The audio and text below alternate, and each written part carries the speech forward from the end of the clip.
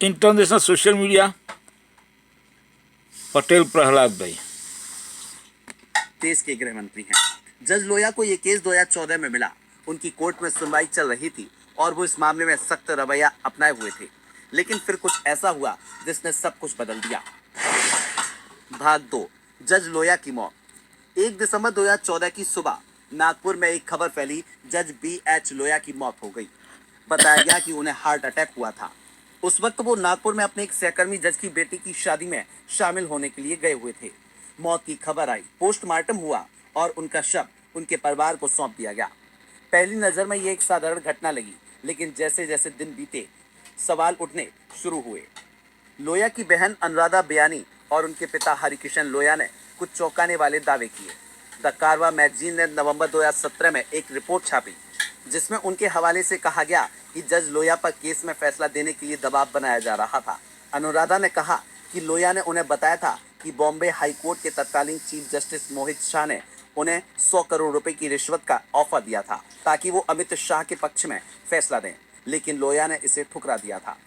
परिवार ने यह भी सवाल उठाया कि अगर ये हार्ट अटैक था तो उनके शरीर पर चोट के निशान क्यों थे, उनके कपड़े खून से सने क्यों थे और पोस्टमार्टम की प्रक्रिया में इतनी जल्दबाजी क्यों हुई। ये सवाल सुनकर कोई भी सोच में पड़ जाए। क्या था सच? लेकिन ये कहानी यहीं खत्म नहीं होती। लोया ने कथित तौर पर अपने 2 दोस्तों श्रीकांत खंडालकर और प्रकाश ढोबरे से अपनी चिंताएं साझा की थी और फिर एक अजीब संयोग हुआ। इन दोनों की भी कुछ समय बाद रहस्यमयी तरीके से मौत हो गई। अब सवाल ये था, क्या ये सब महज इत्तेफाक था या इसके पीछे कोई साजिश थी? भाग 3, जांच, विवाद और अमित शाह की भूमिका। जज लोया की मौत के बाद कई लोगों ने इसकी जांच की मांग की। विपक्षी दलों, वकीलों और पत्रकारों ने इसे एक बड़ा मुद्दा बनाया, लेकिन इस पूरे विवाद में एक नाम बार बार सामने आया, अमित शाह। तो आइए समझते हैं कि अमित शाह की इस मामले में क्या भूमिका थी और क्यों उनका नाम इतना चर्चा में रहा।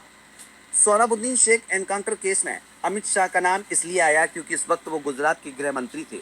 CBI की चार्जशीट में दावा किया गया कि सोहराबुद्दीन की हत्या एक सुनियोजित एनकाउंटर थी, जिसमें पुलिस और कुछ बड़े लोगों की मिली भगत थी।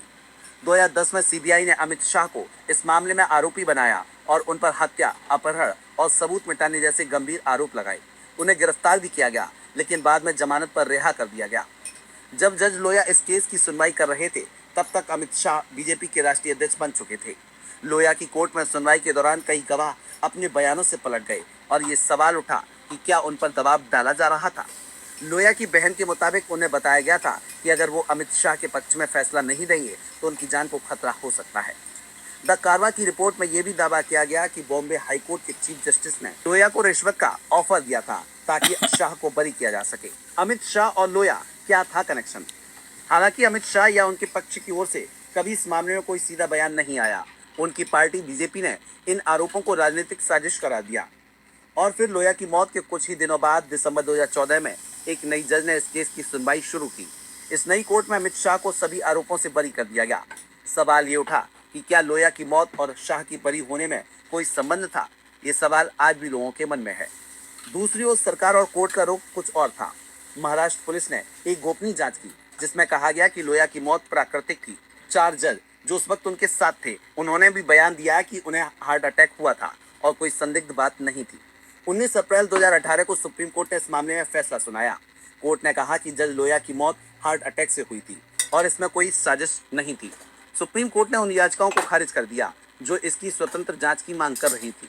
कोर्ट ने इसे न्यायपालिका पर हमला तक करार दिया, लेकिन अमित शाह का नाम पूरे इस विवाद में एक छाया की तरह बना रहा।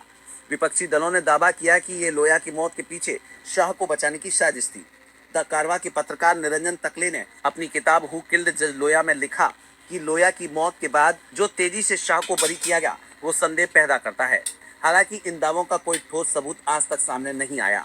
लोया के बेटे अनुज ने जनवरी 2018 में एक प्रेस कॉन्फ्रेंस की और कहा कि परिवार को अब उनकी मौत पर कोई संदेह नहीं है, लेकिन कुछ लोगों का कहना था कि क्या ये बयान दबाव में दिया गया था, खासकर जब बात अमित शाह जैसे प्रभावशाली नेता की हो।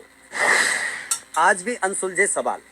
तो दोस्तों, आज की तारीख में जज लोया की मौत का मामला कहां तक पहुंचा? कानूनी तौर पर यह बंद हो चुका है।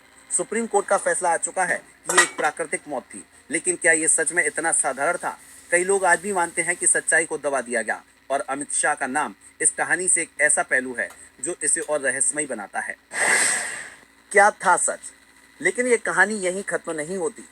लोया ने कथित तौर पर अपने दो दोस्तों श्रीकांत खंडालकर और प्रकाश ढोबरे से अपनी चिंताएं साझा की थी और फिर एक अजीब संयोग हुआ। इन दोनों की भी कुछ समय बाद रहस्यमय तरीके से मौत हो गई। अब सवाल ये था, क्या ये सब महज इत्तेफाक था या इसके पीछे कोई साजिश थी? क्या दबाव था? रिश्वत का ऑफर सच था? शाह को बरी करने में जल्दबाजी क्यों? सोचिए, एक जज जो इतने बड़े केस की सुनवाई कर रहा था अचानक मर जाता है। उस केस में एक शक्तिशाली नेता का नाम था जिसे बाद में बरी कर दिया गया। लोया के परिवार वाले सवाल उठाते हैं लेकिन बाद में चुप हो जाते हैं। उनके दोस्तों की भी रहस्यमय मौत हो जाती है और फिर सुप्रीम कोर्ट कहता है कि सब ठीक है। क्या ये सब आपको सामान्य लगता है? कई लोग कहते हैं कि ये एक राजनीतिक साजिश थी। कुछ का मानना है कि सत्ता के गलियारों में ऐसी चीजें होती रहती हैं। लेकिन सच क्या है?